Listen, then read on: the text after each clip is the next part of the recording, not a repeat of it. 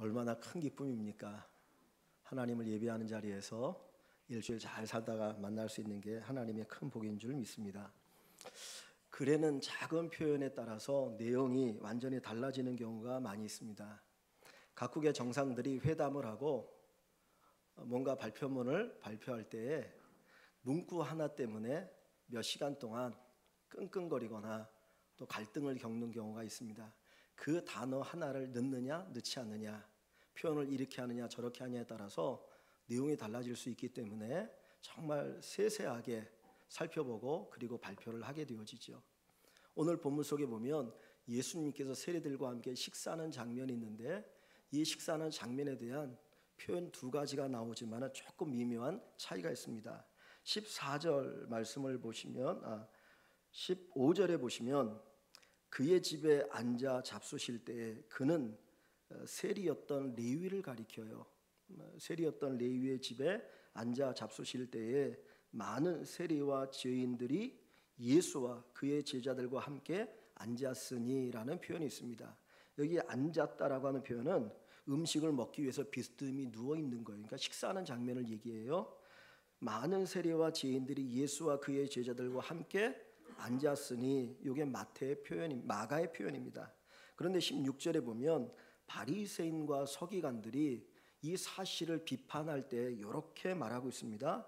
예수께서 죄인 및 세리들과 함께 잡수시는 것을 보고, 예수께서 죄인 및 세리들과 함께 잡수시는 것을 보고, 많은 세리와 죄인들이 예수와 함께 그의 제자들과 함께 앉았으니라고 하는 표현과 예수께서 죄인 및 세리들과 함께 잡수시는 것이라고 하는 것이 그냥 겉으로 보면 똑같은 이야기 같지만은 어떻게 보면 이렇게 정반대의 많은 의미의 차이를 가져다주는 내용입니다. 그냥 주어가 누구냐, 주체가 누구냐라고 하는 이야기가 되어질 수 있지만은 이 잔치의 내용이 뭐냐라고 하는 것을 우리에게 가르쳐 줍니다. 함께 식사를 하는 것을 식탁 교제라고 하는 말을 쓰는데, 우리가 누군가의 밥을 먹을 때 그 사람과 친하거나 그 사람과 좋은 관계를 맺기 위해서 밥을 먹죠. 그런데 유대인들은 함께 식사를 한다는 것은 그것을 뛰어넘어서 당신과 내가 한 공동체가 되었다, 한 가족이 되었다, 하나의 목표를 가지고 살아간다는 의미를 내포합니다. 그러니까 예수님이 이 세리였던 레위와 또는 세리들과 함께 식사한다는 것은 그들과 예수님과의 뭔가 새로운 관계가 맺어졌다라고 하는 것을 가르쳐주고 있는 내용입니다. 예수님께서 지나가시다가 세관에 앉아있는 레위를 보셨어요.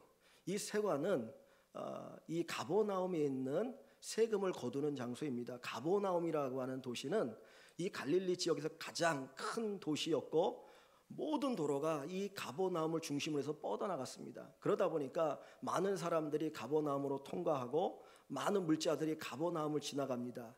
그때 사람들에게 세금을 매기는 게 통행세, 그리고 또는 물건이 지나갈 때마다 거기에다 세금을 부과하는 일을 합니다. 그런데 이 세금을 매길 때에 국가에서 정한 세금을 매기면 되는데, 옛날엔 그러지 않았어요. 이 시대에는 국가가 10,000원을 받으라 그러면 이 세리들이 자기들이 먹고 살기 위해서 15,000원의 세금을 부과하는 겁니다. 그리고 국가에다가는 10,000원을 내고 자기가 5,000원을 받는 겁니다. 그러다 보니까 많은 사람들이 세리는 어떤 자냐, 죄인 중에 죄인이라고 판단했습니다. 이런 세리 죄인이었던 이 레위를 예수님이 부르셔서 너는 나를 따르라. 그러니까 이 세리가 모든 것을 버려두고 그리고 주님을 따라가게 됩니다. 그리고 나서 자기 집에 예수님을 초청을 하고 함께 식사를 하게 되는데, 그때 또 다른 세리들이 그 자리에 함께 와서 식사를 하는 내용이 본문의 내용입니다. 이 레위가, 세리였던 레위가 예수님을 초청해서 식사를 한다고 하는 것은 어떤 의미라고요? 이제 내가 예수님을 따라서 나는 과거의 삶을 청산하고 새로운 삶을 살겠습니다라고 하는 의미가 여기에 내포되어 있는 거예요.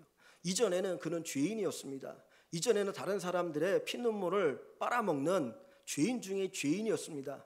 그런데 그가 예수님을 만나고 예수님의 제자가 되어지고 나는 과거의 모든 삶을 청산하고 이제 새로운 삶을 살겠습니다라고 하는 그 고백을 뭘로 표현하고 있느냐 하면 함께 식사하는 것을 통해서 표현하고 있는 겁니다. 우리가 예수를 믿게 되어지면 뭘 받죠? 세례를 받죠. 세례를 받는다는 의미가 뭡니까? 내가 이제 예수를 믿어서 과거의 나의 삶을 청산하고 이제 나 예수 믿고 예수 따르는 삶을 살아가겠습니다. 나 예수 믿고 구원받았습니다라고 하는 고백을 거기에 담아서 하나님 앞에 표현하고 있는 겁니다. 이 레위가 예수님을 모시고 식사를 했던 것처럼 그 레위의 집에 예수님이 식사하고 있을 때 많은 세리들이 그 자리에 찾아온 것은 뭘 표현하느냐? 우리들도 이제 새로운 삶을 살겠습니다 라고 하는 표현입니다. 왜냐하면 15절을 같이 봅니다. 15절 말씀 한번 같이 읽습니다. 그의 집에 앉아 잡수실 때에 많은 세리와 지혜인들이 예수와 그의 제자들과 함께 앉았으니 이는 그러한 사람들이 많이 있어서 예수를 따름이러라. 많은 세리와 지혜인들이 예수와 그의 제자들과 함께 식사를 합니다. 왜냐하면 이는 그러한 사람들이 누구를 얘기합니까? 세리와 지혜인들을 얘기하죠. 그들이 많이 있어서 예수를 뭐 한다고요? 따름이러라. 그들이 식사의 자리에 함께 나온 것은 우리도 주님을 따르겠습니다라고 하는 표현이 여기에 담겨 있는 거예요. 14절 끝부분에 보면 주님께서 나를 따르라고 이 레위에게 말씀하실 때 레위가 일어나 따르니라 그랬어요.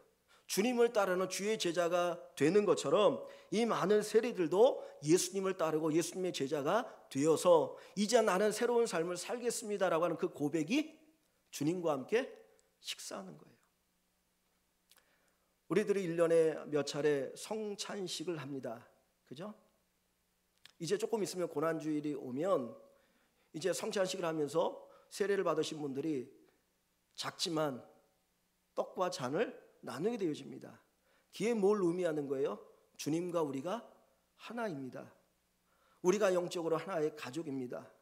과거의 나의 삶을 다 청산하고 이제 예수 그리스도의 은혜 가운데 새로운 삶을 살겠습니다라고 하는 고백이 담겨 있는 것이 성찬식입니다. 이 세리들도 그냥 그 자리에 밥 먹는구나, 레위가 잔치를 벌였대네, 우리 가서 한 끼 식사해보자, 그리고 그 자리에 온 것이 아니라 우리가 이제 새로운 삶을 살겠습니다, 당신 안에서 우리가 새로운 삶을 살겠습니다라고 하는 그 고백의 표현이 함께 식사하는 겁니다. 여기 13절 말씀을 보시면 이런 표현이 있어요. 예수께서 다시 바닷가에 나가심에 큰 무리가 나왔거늘 예수께서 그들을 가르치시니라 그랬습니다. 예수님이 다시 바닷가에 나가셔서 많은 사람들을 가르쳤다 그러거든요. 그런데 여러분들이 이 마가복음 앞부분, 오늘 읽은 본문 앞부분에 보면 예수님께서 바닷가에 계시지 않았어요. 그 앞부분에 보면 예수님 바닷가에 계시지 않았어요. 예수님이 언제 바닷가에 가셨냐면 1장으로 가야 됩니다. 1장 14절을 한번 가보시기 바랍니다. 1장 14절에 가보시면 예수님의 사역의 시작이 기록되어 있습니다. 요한이 잡힌 후 세례 요한, 예수님을 증거했던 세례 요한이 잡혀서 옥에 갇힌 후에 예수께서 갈릴리에 오셔서 하나님의 복음을 전파하여 이르시되 때가 찼고 하나님의 나라가 가까웠으니 회개하고 복음을 믿어라. 주님이 복음을 전하고 선포를 하시죠. 그리고 나서 16절을 보면 갈릴리 해변으로 지나가시다가 여기에 예수님께서 바닷가에 가신 사건이 나오는 거예요. 여기에 예수님이 바닷가에 가신 사건이 나오는데 이 바닷가에서 주님이 뭘 하셨습니까? 16절부터 몇 절을 읽어보시면 이런 말씀이 있어요. 갈릴리 해변으로 지나가시다가 시몬과 그의 형제 안드레가 바다에 금을 던지는 것을 보시니 그들은 어부라. 예수께서 이르시되 나를 따라오라. 내가 너희로 사람 낚는 어부가 되게 하리라 하시니 곧 그물을 버려두고 따르니라. 이 따르니라는 말이 나오죠.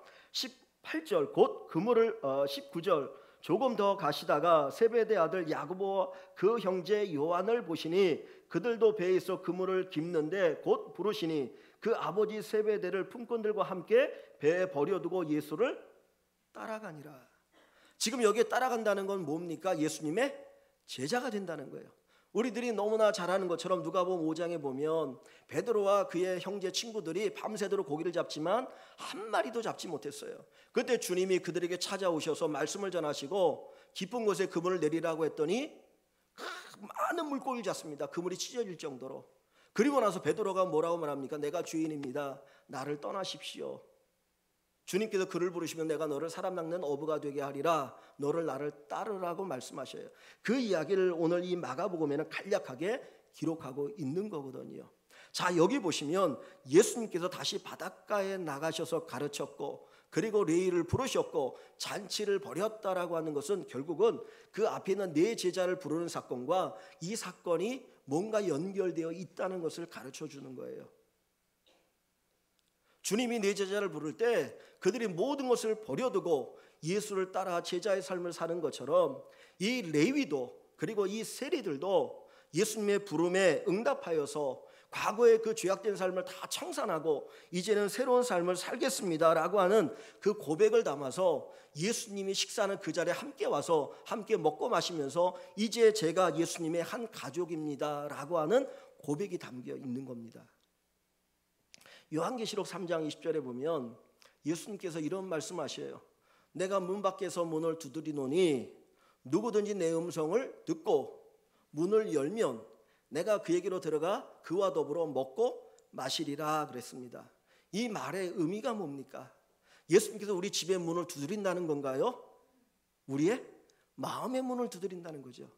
주님께서 우리의 마음의 문을 두드릴 때 내 마음의 문을 활짝 열어놓고 주님을 모시면 주님이 내 안에 들어와 나와 더불어 먹겠다 그랬어요. 먹는다는 표현이 뭐라고요? 주님과 우리가 하나가 되는 거예요. 하나의 가족이 되어지는 거예요. 지금 이 세리들, 죄인 중에 죄인이었던 이 세리들이 예수님의 가르침을 듣고 13절에 얘기하는 것처럼 예수님의 가르침을 듣고 이제 그가 새로운 삶들을 살기 위해서 예수님께로 나오는 놀라운 역사가 여기에서 일어나고 있는 것입니다. 그냥 단순한 잔치가 아니었어요. 한 끼 먹고 집으로 돌아가는 잔치가 아니라 과거의 삶과 단절하는, 이제는 내가 예수 믿고 진짜 그리스도인의 삶, 정말 멋있는 삶, 진실한 삶을 살겠습니다라고 하는 그 고백이 담겨 있는 식사가 바로 이 세리들의 식사입니다. 우리가 예수를 믿고 영접을 하게 되어지면 우리 안에 분명한 증거가 따라야 합니다. 겨울이 되어지면 나무가 살았는지 죽었는지 구분이 안 가요. 왜냐하면 잎사귀가 하나도 없기 때문입니다.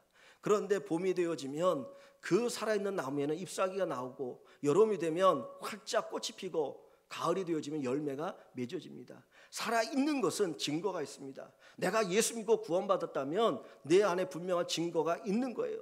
이 세리들은 죄인 중에 죄인들이지만 그들이 예수를 믿을 때, 하나님의 복음을 들을 때 그들에게 증거가 나타났는데 과거의 삶을 청산하고 이제 새로운 삶을 살아가겠다라고 하는 고백이 있게 됩니다.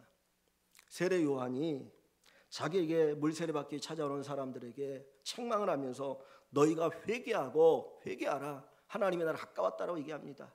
그러자 사람들이 우리가 어떻게 해야 됩니까? 우리가 어떻게 해야 됩니까? 그때 세 가지를 성경에 이야기하고 있습니다. 하나는 옷 두 벌 있는 자는 가난한 자에게, 옷 없는 자에게 나눠주라는 거예요. 여러분 옷 두 벌만 있습니까? 여러 벌 있잖아요. 그런데 이 당시에 옷은 귀했거든요. 이 옷은 그냥 옷이 아니라 밤이 되어지면 이불이에요. 그런데 너무너무 가난한 사람은 밤에 덮고 잘 이불, 그 옷이 없는 거예요. 그러니까 옷 있는 넉넉한 자는 가난한 자에게 그것을 나눠줘라. 그것이 네가 구원받은 증거라 이야기합니다. 또 군인들, 이 당시에 군인들이 참 어려움이 많았습니다. 그러다 보니까 국가에서 월급을 줘야 되는데 그 쌀을 주면 그 안에다가 모래를 섞어서 주는 거예요. 그러니까 먹고 살기 너무나 어려워서, 우리나라도 옛날에 그랬죠. 그래가지고 정변이 일어났잖아요. 그러니까 이 사람들이 막 강탈을 하고 백성들에게 막 포악을 행하고 막 빼앗는 겁니다. 그자 하는 이야기가 뭐냐면 너희가 예수 믿고 구원받는다면 강탈하지 말고 거짓 고발하지 말고 너희가 받는 것으로 부족하지만 족한 줄 알라. 너희보다 어려운 사람도 있지 않느냐, 이 이야기를 하는 거죠. 그리고 세 번째, 세리들에게 이야기합니다. 너희는 부과된 세금 외에는 더 받지 말라. 사실 이 세리들은 국가가 부과하는 세금만 거두면 먹고 살기 어려워요. 왜? 수입이 없잖아요. 그런데 그런 불의를 행하지 말라는 겁니다. 우리가 예수를 믿는다고 하는 것, 그것은 우리 안에 예수 믿은 증거가 있어야 된다는 거예요. 내가 과거의 삶을 단절한 증거가 있을 때, 야 정말 저 사람이 구원받았구나 라고 생각할 수 있고 우리 자신을 보면서 구원의 확신을 가질 수가 있게 됩니다. 요즘 우리 사회에 미투 운동이 벌어지고 있죠. 근데 우리나라에서 미투 운동이 벌어지게 된 계기가 한 여성 검사가 자기가 받은 성추행에 대해서 고발하면서 그 문제를 해결해 달라고 하는 데서부터 시작되었습니다. 그런데 이것이 법무부에서 제대로 안 되니까 결국은 언론을 통해서 이제 이야기하게 되어지고 이제 이쪽 저쪽에서 많은 미투 운동이 일어나게 됩니다. 그런데 이분이 그전 오랫동안 그거를 담아두다가 이렇게 이야기되어진 이유가 뭐냐면 어느 하나의 동영상 때문입니다. 어느 대형 교회에서 이제 세례식을 베풀었는데 그때 세례를 할 때 어느 분이 세례를 받고 간증을 했어요. 근데 그분이 누구냐면 이 성추행의 가해자인 이 상급 검사입니다. 그분이 거기에서 이제 간증을 하면서 내가 예수 믿고 나서 내 죄함이 다 사함 받았고 이제 내가 힘들고 어려운 삶들이 여러 가지 있었는데 하나님의 큰 위로를 받았다라고 하면서 눈물을 흘리면서 거기에서 이제 간증을 한 거예요. 근데 그 간증을 누가 보았냐면 바로 이 피해 검사가 본 거예요. 분명히 저 사람이 나에게 큰 죄를 짓고 나에게 한 번도 자기 죄에 대해서 잘못했다라고 용서를 빌지도 않았는데 어떻게 교회에서 눈물을 흘리면서 자기 모든 죄를 다 용서받았고 자기가 힘들고 어려울 때 위로를 받았다고 하냐. 저거는 가증이다. 그래가지고 그것이 동기가 되어서 이야기를 했다고 합니다. 구원에는 반드시 증거가 따라갑니다. 예수님께서 우리에게 주신 구원은 우리 입장에서는 아무것도 행한 것이지 아니지만 예수님께서는 전적으로 자기의 생명을 내어놓으심으로 우리에게 베풀어 주신 구원입니다. 이것은 값싼 구원이 아닙니다. 예수님의 생명을 대가로 지불하고 우리에게 주신 구원입니다. 우리 믿음 생활 속에서 예수를 믿기만 하면 입으로 시인하기만 하면 구원을 얻는다고 하니까 구원이라고 하는 것이 지나가는 집신자처럼 정말 뭐 땅바닥에 떨어져 있는 그 어떤 것 죽는 것처럼 가볍게 생각하는데 그렇지가 않다라고 하는 겁니다. 구원에는 반드시 증거가 있어야 합니다. 내가 예수 믿고 구원받았느냐? 그렇다면 우리의 삶에 증거가 드러나야 합니다. 내가 선한 일을 해서 내가 다른 사람보다 열심히 무언가를 해서 구원을 얻는 건 아니에요. 그러나 구원을 받았다면 이 세리들이 자기의 삶을 청산하고 새로운 삶을 살아가는 것처럼 우리들도 새로운 삶을 살아갈 수 있고 예수 안에서 살아가는 삶이 되어야 할 줄 믿습니다. 왜 이 사람들이 세리가 되었을까요? 세리라고 하는 이 직업은 돈을 쉽게 많이 벌 수 있는 직업입니다. 비록 사람들에게 비난받고 또 사람들에게 사람 대접받지 못하지만 그럼에도 불구하고 그들은 많은 돈을 쉽게 벌 수 있었습니다. 그래서 많은 사람들이 세리가 되기를 원했다고 합니다. 이 당시에 세리에 대한 평가는 어느 정도였냐면 사람 취급하지 않았어요. 보통 법정에서 증인이 필요한데 모든 사람을 다 증인으로 인정하지만 두 부류의 사람은 증인으로 인정하지도 않았어요. 그 얘기 뭐냐면 인간이 아니라는 거예요. 어떤 부류의 사람이냐면 세리와 창녀입니다. 세리와 창녀는 자기가 보고 들었어도 법정에서 증언해도 증언의 효력이 없어요. 그렇게 인간 이하의 대접을 받는데도 불구하고 세리가 되었던 것은 돈에 대한 갈망이죠. 쉽게 돈을 벌 수 있기 때문에 세리가 된 사람이 있을 것이고요. 아니면 너무나 가난해서 돈에 한이 맺혀가지고 내가 돈을 벌었으면 좋겠다. 나는 사람 대접받지 못해도 좋으니까 돈 벌어서 어떻게 좀 살았으면 좋겠다. 그래서 세리가 된 사람들도 있을 것입니다. 그런데 그 사람들이 돈을 포기하고 쉽게 돈을 벌 수 있는 그것들을 다 포기하고 예수님을 따르고 예수님의 제자가 된다고 하는 것, 이것은 쉬운 일이 아닙니다.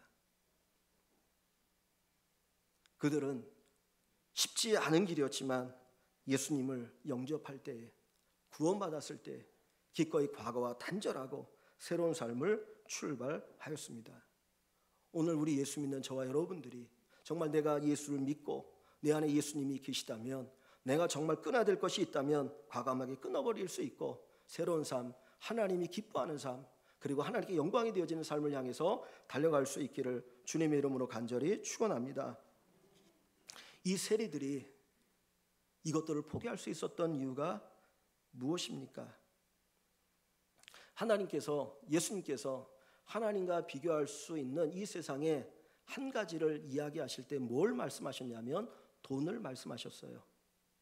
하나님과 무엇을 겸하여 섬길 수 없다고요? 뭐를 겸하여 섬길 수 없다라고 주님 말씀하시죠? 재물, 돈을 겸하여 섬길 수 없다 그랬어요. 그 이야기 뭐냐면 사람들의 귀에 그 말이 쏙쏙 들어오는 거예요. 만약에 예수님께서 하나님과 다른 것을 비교했다면 나 그거 포기할 수 있어요 라고 많은 사람들이 얘기할 거예요. 그런데 주님이 재물과 하나님을 겸하여 섬길 수 없다, 그 재물을 하나님 앞에 내려놔야 된다라고 할 때 많은 사람들이 갈등을 하는 거예요. 왜냐하면 돈이 너무나 좋은 거잖아요. 돈 없이 살아보십시오. 얼마나 힘들고 어렵습니까? 그렇잖아요. 돈이 있는 사람과 돈이 없는 사람, 돈 없으면 사람 구실도 못한다고 생각하고 있고 돈이면 모든 것을 할 수 있다고 생각하는 이 사회 속에서 내가 주님을 믿기 위해서, 내가 바른 길을 걸어가기 위해서 내가 이거 포기한다, 이건 쉬운 일이 아니거든요. 근데 이 세리들이 돈을 위해 살았던, 돈만을 위해 살았던 이 세리들이 기꺼이 돈을 포기할 수 있었던 이유가 어디에 있습니까? 오늘 본문을 다시 한번 봅니다. 13절 봅니다.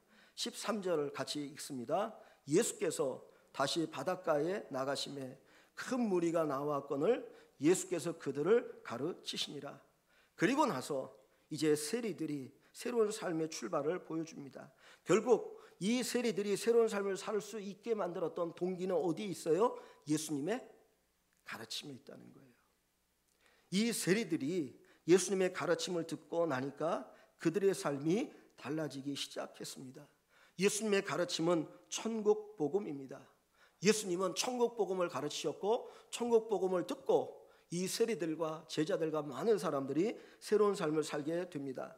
마가복음 1장으로 한번 가봅니다. 마가복음 1장 1절에 보면 이 마가복음을 기록할 때 이렇게 시작합니다. 하나님의 아들 예수 그리스도의 복음의 시작이라.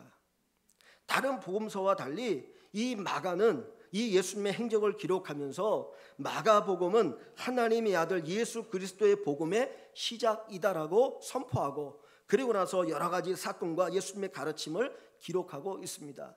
이건 뭘 우리에게 가르쳐 주냐면 하나님의 복음이 어떻게 역사하고 있느냐, 하나님의 복음이 어떻게 사람들을 바꾸고 변화시키고 있느냐, 하나님의 복음이 어떤 능력이 있느냐 하는 것을 우리에게 보여주는 것입니다. 그 복음이 사람을 바꿨고 그 복음으로 하여금 새로운 삶을 살아갈 수 있도록 만들었던 것입니다. 평생 돈을 포기할 줄 몰랐던 사람, 정말 자기는 너무나 소중한 것, 그것을 내려놓을 수 있었던 것은 그들이 생명의 복음, 천국 복음을 들었기 때문입니다. 하나님의 복음이, 천국 복음이 세리들의 마음을 감동시켰습니다. 하나님의 복음이 그들의 죄를 지적하고 그들의 죄를 청산하고 새로운 삶을 살게 하였습니다. 아까 우리 김대영 집사님이 잠깐 얘기를 했지만 우리 주변에 참 많이 안타까운 일들이 있잖아요. 정말 대통령 후보로 나왔던 사람이 성추행으로 인해서 저 한순간에 나락으로 뚝 떨어지는 것을 봅니다. 조민기 씨라고 하는 정말 참 큰 배우죠. 연기자가 성추행 때문에 스스로 목숨을 끊어버리는 그런 사건이 있습니다. 근데 여러분들이 보신 것처럼 자기들도 자기 죄를 알아요. 자기가 잘못한 것을 알고 있어요. 성추행을 하고 성폭행을 하고 미안하다 미안하다 미안하다 몇 번씩 메시지를 보내면서도 또다시 그런 죄 가운데 빠지고 있는 겁니다. 뭘 우리에게 보여줍니까? 내가 죄인 줄 알아요. 내가 잘못된 것 알아요. 그러면서 불구하고 우리 스스로가 그것을 헤어나지 못한다는 겁니다. 사실 그런 위치에 올라가려면 얼마나 나름대로 자기 절제가 있는 사람입니까?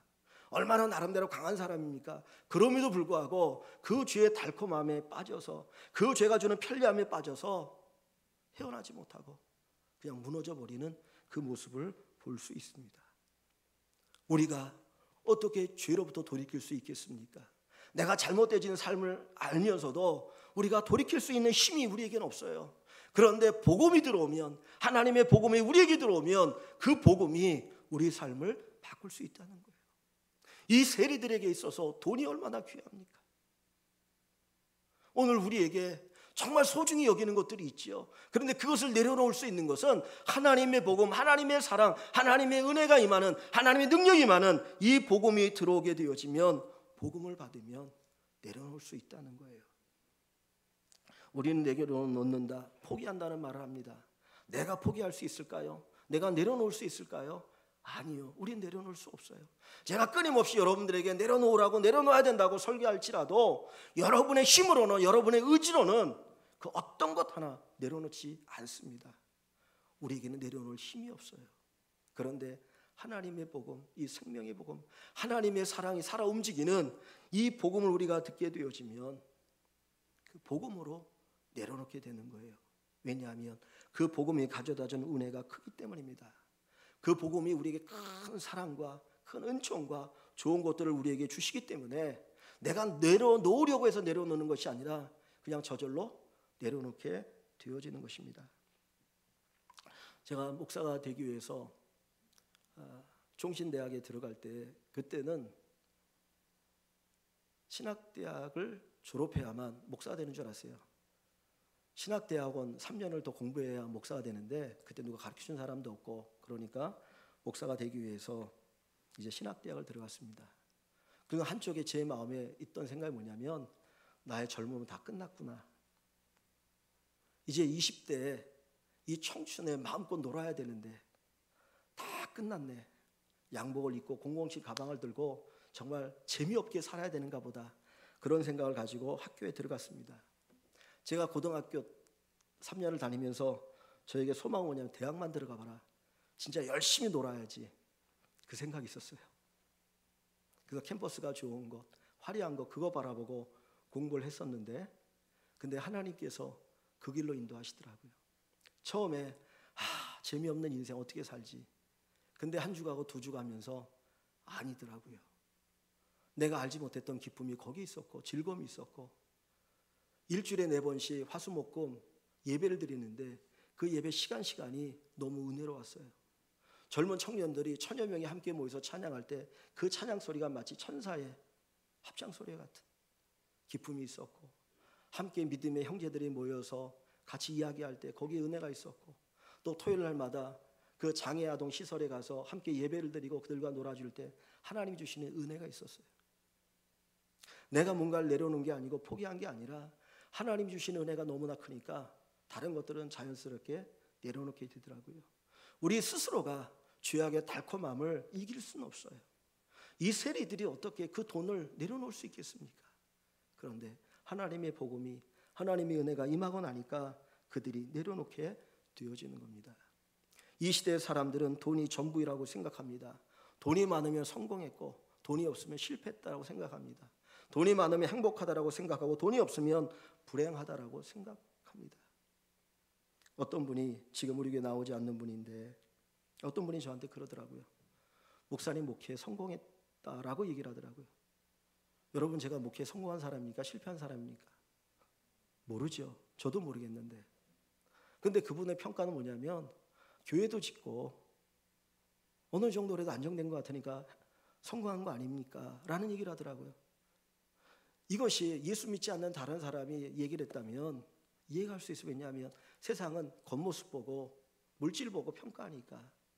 근데 그게 아니잖아요. 우리의 시각이 물질에 있거나 세상적인 것에 있습니다. 그것을 내려놓는다는 건 쉬운 일이 아니에요. 내 힘으로 안 됩니다. 그런데 복음이 내 안에 들어오면 그 복음이 우리를 감동시켜요. 그 복음이 우리를 새롭게 해요. 내려놓을 수 있도록 합니다. 돈보다 강한 것, 세상의 그 어떤 것보다 강한 것이 하나님의 복음입니다. 그 하나님의 복음이 우리의 마음을 움직이고 우리에게 감동을 주어서 내가 단절할 것 단절하고 새로운 삶을 살아갈 수 있게 하는 놀라운 은혜의 역사가 있기를 주님의 이름으로 간절히 축원합니다. 이 세리들이 세리 역할을 하면서 갈등이 없었겠습니까?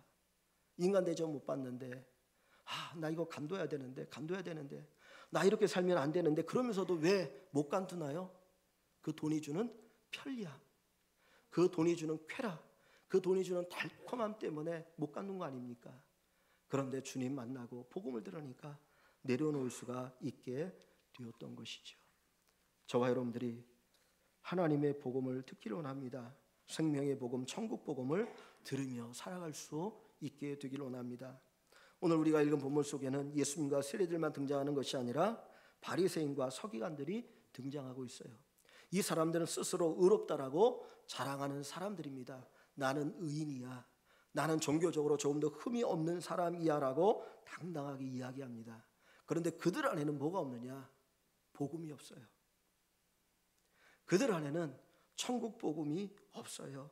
그렇기 때문에 다른 사람의 감동을 주지 못하고 오히려 다른 사람 비난하고 다른 사람을 책망하고 다른 사람에게 상처를 주는 삶을 살아갑니다. 항상 모든 것이 비판적이었어요. 예수님에 대해서 비판적이었고 연약한 자들을 향하여 비판적이었지 그들에게 사랑을 베풀지 않았다라는 거예요. 산 복음이 없으면, 천국 복음이 없으면 저와 여러분들도 종교인이 될 수밖에 없습니다. 우리가 살아계신 하나님의 복음, 이 천국 복음을 듣고 살아가는 저와 여러분들이 되기를 주님의 이름으로 간절히 축원합니다. 17절에 주님께서 이 바리새인들, 비난하는 바리새인들을 향하여 하시는 말씀이 이런 말씀을 주고 계시죠. 예수께서 들으시고 그들에게 이르시되 건강한 자에게는 의사가 쓸데없고 병든 자에게라 쓸데있느니라. 이것은 이 당시의 속담입니다. 나는 의인을 부르러 온 것이 아니요 죄인을 부르러 왔노라. 앞에 있는 이야기는 누구나 다 이해할 수 있는 이야기입니다. 의사는 병든 자에게 필요한 것이지 건강한 사람은 필요 없어요. 내가 건강하다고 생각하면 병원에 가지 않아요. 주님이 이 말씀하신 게 뭡니까? 자기 스스로 의인이라고 생각하는 자는 결코 나에게 오지 않는다는 거예요. 의사인 나에게 와서 그 병을 치료받지 않을 것이다. 내가 온 것은 의인을 부르러 온 것이 아니라 스스로 의인이라고 생각하는 자를 부르러 온 것이 아니라 자기가 죄인이라고 생각하는 자를 부르러 왔고 그들의 죄를 용서하고 그들로 하여금 새로운 삶을 살게 하는 데 목적이 있다라는 거죠. 여러분 아파 보셨습니까? 우리 김지 권사님이 무릎이 너무 안 좋아서 참 힘들어 하시더라고요. 아파 보면 걷는다는 게 얼마나 좋은 건지 압니다. 아파 보면 정말 건강히 산다는 것이 얼마나 복인지 몰라요. 우리 영혼이 병들었어요. 죄로 인해서 우리가 병들었어요. 그래서 우리가 누려야 될 것을 누리지 못하고 사는 거예요. 천국을 누리지 못하고 하나님의 기쁨을 누리지 못하고 하나님의 평강을 누리지 못하고 살아갑니다. 그런데 주님께서 천국 복음을 전하시고 우리의 죄를 사하시고 우리의 병들어 있는 심령을 고치시고 우리의 삶에 새 은혜를 주시니까 우리가 새로운 삶을 살아가게 되는 것입니다. 이 세상에 그 어떤 것보다 가장 가치 있고 소중한 것이 무엇이냐? 하나님의 복음입니다. 예수님입니다. 예수님을 만나는 귀한 은혜가 있기를 주님의 이름으로 간절히 축원합니다. 함께 기도합니다.